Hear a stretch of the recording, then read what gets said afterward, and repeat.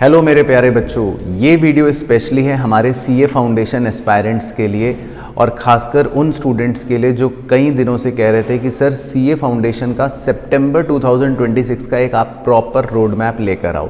तो इस वीडियो में मैं 2-3 बातें बताने वाला हूँ आपको। सबसे पहले तो आपके फाउंडेशन का अगर एग्ज़ाम है सितंबर में, तो हो सकता है आप पहली बार अपना एग्ज़ाम दे रहे हो या हो सकता है आप सेकंड बार, दूसरी बार, तीसरी बार अपना एग्ज़ाम दे रहे हो।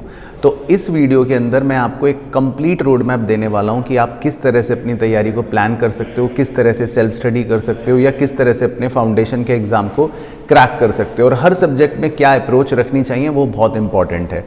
देखो, आपको पता है कि आपका सीए फाउंडेशन का एग्ज़ाम 4 पेपर्स का होता है, जिसमें 2 पेपर आपके सब्जेक्टिव हैं, 2 पेपर आपके एमसीक्यू बेस्ड हैं, राइट।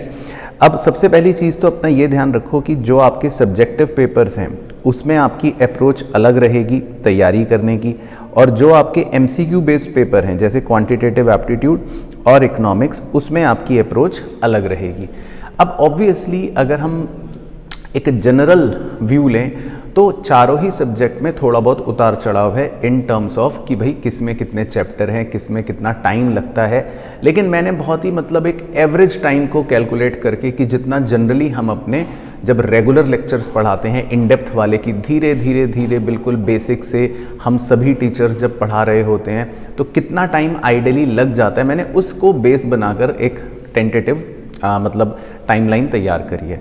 अब फॉर एग्जांपल अगर मैं बिल्कुल ये मान के चलूँ कि फॉर एग्जांपल आप मिड ऑफ मार्च के आसपास या मार्च से ही अपनी तैयारी धीरे धीरे स्लोली स्टार्ट करते हो, क्योंकि देखो रिजल्ट भी आने वाला है, कुछ बच्चों का रिजल्ट आएगा तो वो तो चलो ठीक है, हो सकता है मई में अपना एग्जाम दोबारा से दे दें। लेकिन जो सितंबर ही टारगेट कर रहा है या जिसको ये लगता है कि मैं तो स्क्रैच से तैयारी कर रहा हूँ, मैं उसके लिए रोड मैप स्पेशली बना रहा हूँ।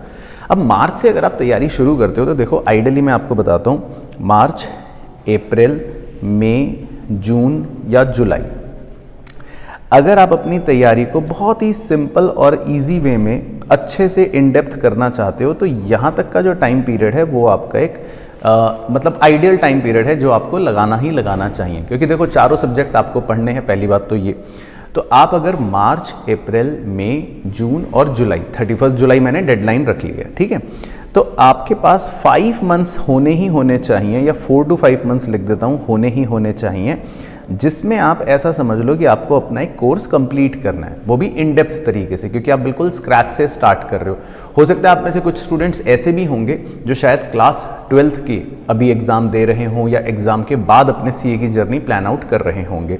तो देखो 4 से 5 महीने तो आपको मान के चलो एक अच्छा टाइम है जो सिलेबस कंप्लीट करने के लिए देना ही देना पड़ेगा, जिसमें मैं आपको बता देता हूँ, जिसमें क्योंकि मैंने आपको बताया कि 4 सब्जेक्ट है, तो कम से कम अगर मैं बिल्कुल मिनिमम भी लिखूं तो अकाउंट्स 2 घंटा, लॉ आपको लगभग मान लो 2 घंटा, क्वांटिटेटिव एप्टीट्यूड 2 से 3 घंटा, या इकोनॉमिक्स चलो थोड़ा सा कंपैरेटिवली छोटा है तो मैं अगर 1 घंटा भी लेकर चलूं तो 7 आवर्स डेली का तो आपका ये बेसिक इनपुट है। बेसिक मतलब मिनिमम, MIN लिख लेता हूँ, ये तो मिनिमम इनपुट है जो आपको देना ही देना चाहिए। तो जब आप 7 घंटे मिनिमम दोगे और डेली बेसिस पर दोगे तो आपको 4 से 5 महीने का ये एक ड्यूरेशन का टाइम है जो सिलेबस अच्छे से कंप्लीट करने के लिए लग जाएगा। उसके बाद जब 31 जुलाई को आपका सिलेबस कंप्लीट हो गया, अब अगस्त का जो पूरा महीना है, यानी कि ये जो आपके पास 30 दिन या 31 दिन का अगस्त का महीना है, ये आपका सबसे प्रीमियम महीना रहने वाला है, क्योंकि अगस्त का महीना जो है उसमें आपको सिर्फ रिवीजन करना है। अब क्योंकि देखो एक बार सीए का सिलेबस जब आप कंप्लीट कर लेते हो, पढ़ाई भी कर लेते हो, और इस पढ़ाई के दौरान साथ साथ आप अपने, चलो मैं कह रहा हूँ रेगुलर थोड़े थोड़े टेस्ट भी देते रहते हो, लेकिन फिर भी क्या होता है कि सिलेबस अच्छे से कंप्लीट आपने करा, जुलाई में अपना सिलेबस कंप्लीट हुआ, तो उस पूरे सिलेबस को कंपाइल करके अच्छे से अपने पास चारों ही सब्जेक्ट्स का रिवीजन करने के लिए 1 मंथ मोर देन सफिशिएंट होता है वैसे तो ये पूरा 1 मंथ जो आपके पास रहने वाला है ये आप समझ लो कोर्स रिवीजन का रहने वाला है कि आपने अपने चारों सब्जेक्ट का रिवीजन कर लिया। अब सितंबर में क्योंकि आपका एग्ज़ाम होता है तो सितंबर में वो एग्ज़ाम जनरली मिड ऑफ सितंबर में होता है। अब सितंबर के आपको शुरू के लगभग मान लेते हैं 10 डेज मिल जाते हैं, जिसमें आपको सिर्फ एक काम करना है। क्या करना है? मॉक पेपर्स करने हैं। अब फॉर एग्जांपल आज एक मॉक पेपर कर लिया, कल एक मॉक पेपर दूसरे सब्जेक्ट का कर लिया, फिर तीसरा कर लिया, तो जब आप 10 दिन थोड़ा सा मॉक पेपर्स की प्रैक्टिस करते रहोगे या 11 दिन मॉक पेपर्स की प्रैक्टिस करते रहोगे, तो जो आपने रिवीजन करा, जो सिलेबस पढ़ा, वो बिल्कुल फुल आपके दिमाग में फिट इन हो जाएगा। और जैसे ही जब आप एग्ज़ाम देने जाओगे तो वो मॉक पेपर्स में करी हुई प्रैक्टिस बहुत हेल्पफुल हो जाएगी। तो मॉक को आप बिल्कुल एंड के लिए रखो, क्योंकि मॉक जितना एंड में दोगे तो थोड़ा सा वो एग्ज़ाम का टेस्ट, एग्ज़ाम में कैसे करना है, टाइम मैनेजमेंट कैसे करना है, 3 घंटे में पेपर कैसे खत्म हो रहा है, मैं कितना लिख पा रहा हूँ, कितना नहीं लिख पा रहा, लैंग्वेज कैसी बन रही है, वो सब चीज़ें एंड मोमेंट के लिए सही है। और कोर्स का रिवीजन करना उससे पहले सही है, ताकि जब आप मॉक लिखना शुरू करो, मॉक पेपर्स तक पहुँचो, तो एटलीस्ट ये हो कि आपने पूरा सिलेबस अपना अच्छे से कवर कर रखा है। अब ये तो हो गया एक बेसिक रोड मैप। अब देखो इसके अंदर थोड़ा डाइव इन करते हैं, डेप्थ में जाते हैं सब्जेक्ट वाइज। 7 घंटे मैंने आपको मिनिमम डेली बताए, है ना। अब मोटा मोटा अगर मैं आपको मान के चलूँ, अकाउंटेंसी के अंदर देखो, जब आप 2 घंटे लॉ, 2 घंटे मैथ्स, 1 घंटा इकोनॉमिक्स का देते हो, तो कैसे सब्जेक्ट को डिवाइड करना है। देखो अकाउंटेंसी में, क्योंकि अकाउंटेंसी तो मैं खुद पढ़ाता हूँ, तो मैं अकाउंटेंसी के बारे में तो मैं आपको पूरी और इनसाइट्स भी दे सकता हूँ। लेट्स से आपने क्लास करी या आपने 2 घंटे की पढ़ाई करी, कुछ भी करा, सेल्फ स्टडी करा, कैसे भी करा, है ना। लेकिन अकाउंट्स में इंपॉर्टेंट ये है सबसे पहले कि जो ICAI का मटीरियल होता है, हमें उसमें ना 2 तरह के क्वेश्चन दे रखे होते हैं, एक है सॉल्व्ड इलस्ट्रेशन और एक है प्रैक्टिकल प्रॉब्लम्स। दोनों के ही सॉल्यूशन वैसे बुक में होते हैं, लेकिन आपकी ड्यूटी ये है कि आपको वो सारे इलस्ट्रेशन और प्रैक्टिकल प्रॉब्लम्स मतलब आपको अच्छे से आने चाहिए। और आने का मतलब है आपने हाथ से सॉल्व करा होना चाहिए। अब अगर आप क्लासेस में कर रहे हो तो ऑब्वियसली कुछ क्वेश्चन आप टीचर के साथ तो क्लास में भी कर लोगे, लेकिन कुछ क्वेश्चन जो नहीं हुए क्लास में वो आप खुद एज अ प्रैक्टिस ज़रूर करो। मतलब पॉइंट ये है कि ICAI का मटेरियल एक बार आपके हाथों से निकला हुआ होना चाहिए रिटन प्रैक्टिस के तौर पर। एक बार वो चीज़ कंप्लीट हो गई ड्यूरिंग योर क्लासेस ही, वो तो क्लास के साथ साथ होता रहेगा, 2-3 घंटे के अंदर आपका इनपुट में काम होता रहेगा। देन उसके बाद आपको मैक्सिमम बस 3 से 4 साल के अगर आपको PYQ क्वेश्चन करने हैं चैप्टर वाइज, तो वो उसमें ऐड ऑन कर सकते हो। अब वो PYQ क्वेश्चन वैसे आपको वेबसाइट पर भी मिल जाते हैं ICAI की।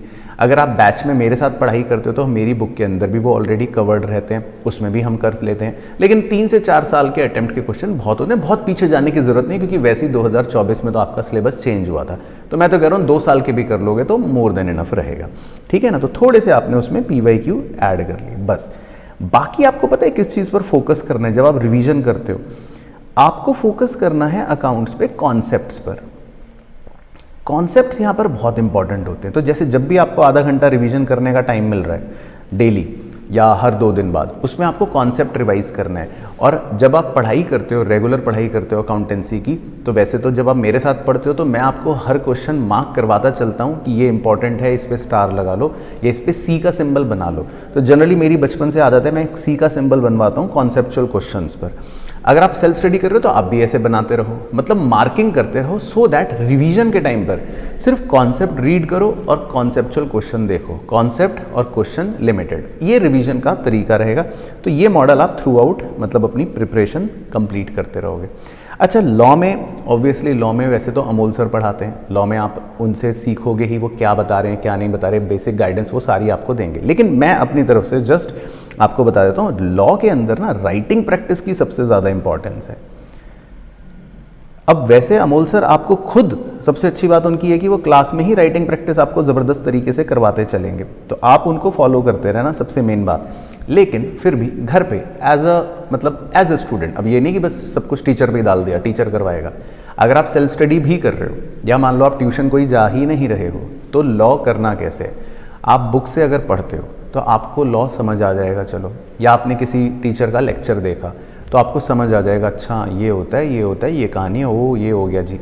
लेकिन एग्ज़ाम में जो क्वेश्चन आता है 4 नंबर का, आपको उसमें इंग्लिश लिखनी है, सबसे इंपॉर्टेंट बात है इंग्लिश लिखनी है, और प्लस वो इंग्लिश भी लॉ की लैंग्वेज में लिखनी है। तो बस आपको उस पर प्रैक्टिस करनी है। तो मतलब आपको कुछ नहीं करना, चाहे लर्न करो चाहे समझ लो, बेसिकली आपको इंग्लिश में लिखना है, वो भी लॉ की लैंग्वेज। मार्क्स आपको तभी मिलेंगे, इसी चीज़ की प्रैक्टिस करनी है। तो मैं तो ये सजेस्ट करूँगा, लॉ के अंदर आप डेली 1 घंटा दो, अपार्ट फ्रॉम द क्लासेस, जिसमें आधा घंटा आप लर्निंग का रखो और आधा घंटा राइटिंग का रखो। ये डेली हैबिट डाल लोगे तो बर्डन नहीं लगेगा। नहीं तो बच्चे ना जनरली बाद में फंसते हैं कि लॉ यार समझ तो सब आ गया, लिखा नहीं जा रहा, तो फिर प्रॉब्लम आती है। थर्ड और फोर्थ पेपर देखो ये हैं आपके एमसीक्यू। एमसीक्यू में तो पहले ही एक गांठ बांध लो कि ये तो स्पीड गेम है दोनों के दोनों। क्यों है स्पीड गेम? क्योंकि दोनों में ही 100 क्वेश्चन आते हैं, 2 घंटे का टाइम मिलेगा। अब 2 घंटे में 100 क्वेश्चन करने का मतलब है, खुद ही आप हिसाब लगा लो, मोटा मोटा 1.2 मिनट में एक क्वेश्चन करना है। अब मैथ्स में अमन सर भी आपको कैलकुलेटर पर सारी ट्रिक सिखा देंगे, या आप अपनी सेल्फ स्टडी भी कर रहे हो या खुद से सब कुछ तैयारी कर रहे हो, तो बहुत ही सिंपल है। देखो मैथ्स के अंदर PYQs की इंपॉर्टेंस मैं कहूँगा थोड़ी सी ज़्यादा है मैथ्स के अंदर, QA के अंदर, क्योंकि स्टडी मटेरियल में जो क्वेश्चंस हैं वो बहुत लिमिटेड हैं। वो तो सिर्फ ICI ने इसलिए दे रखे हैं, वो कई सालों से वही चले आ रहे हैं। सोचो जब मैं 10 साल पहले मैथ्स पढ़ा रहा था तब भी वही क्वेश्चन थे और आज भी ICI मटेरियल में वही क्वेश्चन है, लेकिन पॉइंट है कि वो लिमिटेड है। वो तो सिर्फ बेस बताने के लिए, देखो ये परम्यूटेशन होता है, ये कॉम्बिनेशन होता है, ये AP सीरीज़ है, ये GP सीरीज़ है, 5, 7, 10 क्वेश्चन दे दिए। अब मैथ्स ऐसा सब्जेक्ट है जिसमें आपको वास्ट प्रैक्टिस ही करनी है, तो उसमें मैं आपको यही सजेस्ट करूँगा कि PYQ क्वेश्चंस आपके होने चाहिए। वो थोड़ा सा प्रैक्टिस का सब्जेक्ट है, उसमें आप ICI के क्वेश्चंस, PYQ क्वेश्चंस।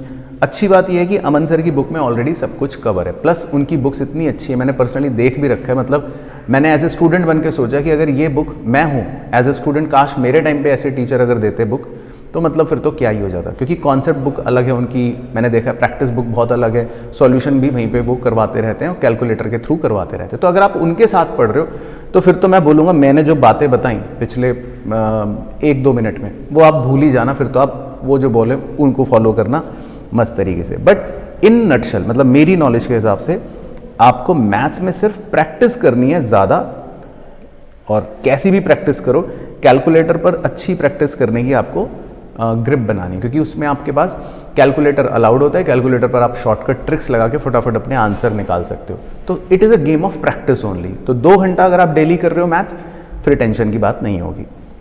सबसे लास्ट इकोनॉमिक्स। इकोनॉमिक्स देखो आपका मोस्ट मैं कहूँगा ईजीएस्ट सब्जेक्ट है इन चारों में है ना, क्योंकि इकोनॉमिक्स में अगर आपने 11th-12th में इकोनॉमिक्स पढ़ रखा है तो आपके पास ऐसी एडवांटेज है कि मतलब मैं क्या ही बोलूँ कैसी एडवांटेज है, क्योंकि इसके अंदर माइक्रो है, इसके अंदर थोड़ा सा मैक्रो है, इसके अंदर थोड़ा से कुछ नए पोर्शंस हैं, लेकिन फिर भी काफ़ी चीज़ें ऐसी हैं माइक्रो की तो जो आपने 11th में पढ़ रखी हैं। अच्छा लेकिन सर मैंने तो नहीं पढ़ा इकोनॉमिक्स, मेरे लिए तो नया है, तो क्या होगा? तो भी कोई दिक्कत नहीं है। अगर आप मेरे साथ देखो पढ़ रहे हो बैच में, मैं तो पढ़ाता ही हूँ इकोनॉमिक्स, तो मैं इकोनॉमिक्स में तो क्लास के अंदर ही लिखवाता रहता हूँ। तो इकोनॉमिक्स में तो अगर फॉर एग्जाम्पल अगर मेरे साथ पढ़ रहे हो तो 1-1.5 घंटा जो हमने पढ़ा लिखा समझा वो इतना इजी होता है कि आप क्लास में ही समझ लोगे। उसके बाद बस आधा घंटा आपको सिर्फ उसी नोट को गो थ्रू करना है, रिवाइज करना है, और बाद में जब प्रैक्टिस के लिए जैसे ही एक चैप्टर खत्म हो तो अब उसमें आपको MCQ प्रैक्टिस करने। अब अगर आप बैच में मेरे साथ कर रहे हो फॉर एग्जांपल, तो मैं अपने क्वेश्चंस का महापैक करके एक बुक होती है, स्कैनर बुक होती है, जिसमें हर चैप्टर के मतलब पिछले 20 अटेम्प्ट्स के क्वेश्चन होते हैं। तो फिर तो आप हर चैप्टर खत्म होते ही उसके क्वेश्चन MCQ कर लोगे, बात ही खत्म होगी, क्योंकि आने ही MCQ हैं। और अगर आप खुद भी प्रैक्टिस कर रहे हो, खुद भी सेल्फ स्टडी कर रहे हो, तो ICI की वेबसाइट पर भी उनके स्टडी मटेरियल के अंदर भी क्वेश्चन है चैप्टर के पीछे, और उन्होंने अपने MTPs भी दे रखे हैं, 10-10 MTP हैं, 10 × 100 क्वेश्चन लगा लो, आपके पास 1000 क्वेश्चन तो इकोनॉमिक्स के फिर भी रहेंगे, तो आप वो भी प्रैक्टिस कर सकते हो। तो इकोनॉमिक्स में भी मैं बोलूँगा आपके बस क्वेश्चंस प्रैक्टिस का गेम ज़्यादा है, लेकिन हाँ रिवीजन के लिए आप नोट्स ज़रूर रेफर करना, नोट्स ज़रूर पढ़ना। अच्छा मैंने अपने हैंड रिटन नोट्स अकाउंट्स के कॉन्सेप्ट के भी और इकोनॉमिक्स के भी अलग से भी प्रोवाइड कर रखे हैं। मतलब अगर आप क्लासेस नहीं ले रहे मेरे से, या क्लासेस कहीं से भी नहीं ले रहे, बिल्कुल सेल्फ स्टडी भी कर रहे हो, और आप चाहते हो कि सर के अकाउंट्स के वो जो कॉन्सेप्ट होते हैं अगर आप मेरे से पहले पढ़े हो, जिसमें मैं सारी चीज़ें लिखता हूँ, एग्जाम्पल भी होते हैं, ड्राइंग भी होती है, चीज़ों को सरल भाषा में समझाया गया होता है। सेम चीज़ इकोनॉमिक्स में, जिसमें सब कुछ हाईलाइट भी होता है, सारे कीवर्ड्स होते हैं, कहानियाँ होती हैं, और अगर आपको वो हैंड रिटन नोट्स ऑर्डर करने तो वो आप कर सकते हो, मैं उसका लिंक नीचे डाल दूँगा, वो आपकी चॉइस है, ठीक है ना। But notes are important for economics. तो अब देखो ये एक रोड मैप बन गया, हर पेपर का मतलब आपको पता लग गया कि तैयारी कैसे करनी है, प्लस 4 से 5 महीना सिलेबस कंप्लीशन का रखना है, 1 महीना रिवीजन का रखना है, एंड देन लास्ट के 15 दिन सिर्फ मॉक्स के रखने। इसको अपने मतलब एक इसको अपने टेबल पर चिपका लो या कहीं पर रख लो अगर आप तैयारी शुरू करने वाले हो या कर रहे हो जस्ट उसके लिए, ठीक है ना। बाकी देखो जो बच्चे सेल्फ स्टडी करना चाहते हैं उनके लिए भी मैंने बता रखा है, ICAI का मटेरियल है, बहुत इंपॉर्टेंट है। और यूट्यूब पर आपके पास इतने फ्री मटेरियल्स, इतने फ्री रिसोर्सेज अवेलेबल हैं, बस इम्पॉर्टेंट है कि आपको बिना डिस्ट्रैक्शन के मतलब अच्छे से खुद पढ़ना है। और अब मैं थोड़ा सा लास्ट का 1-2 मिनट और लूँगा उन बच्चों के लिए जिनको अगर ये लगता है कि सर हमें आपके साथ बैच में तैयारी करनी है, तो प्लीज़ उसके बारे में भी हमें कुछ बता दीजिए। तो देखो बहुत ही सिंपल चीज़ बता रहा हूँ आपको, बैच में अगर आपको तैयारी करनी है तो दोनों ऑप्शन है आपके पास अवेलेबल है। देखो ऑनलाइन ऑप्शन भी अवेलेबल है और ऑफलाइन ऑप्शन भी अवेलेबल है। ऑफलाइन के अंदर obviously face to face class होगी। फेस टू फेस क्लास के लिए आपको अपने घर से निकलना पड़ेगा और हमारे पास आना पड़ेगा। बाकी देखो अगर आप दिल्ली NCR के अंदर रहते हो या आप आ सकते हो तो नोएडा के अंदर भी हमारा सेंटर है, और अगर आप पुणे आ सकते हो तो पुणे के अंदर भी वी स्मार्ट अकेडमी का ऑफलाइन सेंटर है। तो आपके पास 2 ऑप्शन है, ऑफलाइन तो आप कहीं पर भी पढ़ सकते हो, है ना। नोएडा में आपको टीचर्स पढ़ाएंगे, पुणे के अंदर भी आपको टीचर्स पढ़ाएंगे, फेस टू फेस क्लासेस रहेगी, ठीक है। अगर आपको इसकी डिटेल चाहिए तो आप मुझे व्हाट्सएप कर देना, मैं आपको इसकी डिटेल दे दूंगा 9650719104 पर, ठीक है ना। अच्छा, सेकंड ऑप्शन है कि नहीं सर हम ऑनलाइन ही करना चाहते हैं घर बैठकर, तो भी कोई दिक्कत नहीं है, तो भी आप कर सकते हो, क्योंकि उसके अंदर भी देखो लाइव क्लास है अपने साथ, इन डेप्थ वाली क्लास है मेरे बैच के अंदर, वही आपको पता ही अगर आप पढ़ चुके हो। प्लस इसके अंदर मैंने आपको बताया बुक्स भी आपकी इंक्लूड हो जाएंगी, रेगुलर टेस्ट्स भी आपके इंक्लूड हो जाएंगे, और लास्ट के आपके मॉक्स भी इंक्लूड हो जाएंगे, और जिसके अंदर इवैल्यूएशन भी रहेगा, है ना। बाकी आपका दोस्तों के साथ एक हमारे साथ एक डाउट्स ग्रुप भी क्रिएटेड रहता है जहाँ पर हम कनेक्ट सेशन भी करते रहते हैं सभी टीचर्स का, ठीक है ना। और सभी टीचर्स की बुक मिलेगी, ये सबके लिए ही बोल रहा हूँ मैं। तो ऑनलाइन का भी आपके पास ऑप्शन अवेलेबल रहेगा स्पेशली फॉर सितंबर, तो उसका भी मैं नीचे लिंक आपको डाल दूंगा। अब आपकी चॉइस है, आपके पास हर तरह का ऑप्शन है, आपको देखना है कि आपके लिए कौन सा फीजेबल है, किस तरह के मॉडल में आप अपने आप को फिट समझ रहे हो। अब किसी भी मॉडल में पढ़ो, और हम भी जब पढ़ाएंगे तो हमारा भी यही मॉडल रहना है। तो अच्छी बात यह कि मैंने आपके साथ मॉडल शेयर कर दिया, एक रोड मैप शेयर कर दिया। अब इस रोड मैप को चाहे खुद फॉलो करो तब भी आपको यही करना है, हमारे साथ फॉलो करो तब भी हम भी यही करेंगे, तब भी यही फॉलो करना है, लेकिन ये फॉलो करना है। हाँ, अब कुछ स्टार खिलाड़ी होते हैं, प्यारे बच्चे जो कहते हैं अरे भाई हम तो बाद में ही करेंगे या हम तो कर लेंगे अपने आप, तो ठीक है भाइयों, देखो फिर जैसे जैसे ये ध्यान रखना टाइम कम बचेगा ना, फिर ये 4 से 5 महीने की टाइम में फिर अलग अलग वीडियोस आती रहेंगी। फिर कोई कहेगा भैया 3 मंथ्स स्ट्रेटेजी, फिर मैं आपके लिए लाऊंगा 2 मंथ्स स्ट्रेटेजी, फिर लास्ट में हम लेकर आएंगे आपके लिए CA फाउंडेशन क्रैक करें 1 महीने में, फिर 1 मंथ स्ट्रेटेजी। लेकिन ये ध्यान रखना जितना जल्दी और टाइमली अच्छे से पढ़ना शुरू करोगे, तो कोर्स तो प्रोफेशनल है, तो थोड़ी सी तो देखो ये मांगता है आपसे समय, है ना। तो वो आपका अब चॉइस है कि आप कितने होशियार हो, आपको खुद पता है, उस हिसाब से डिसीजन लेना है।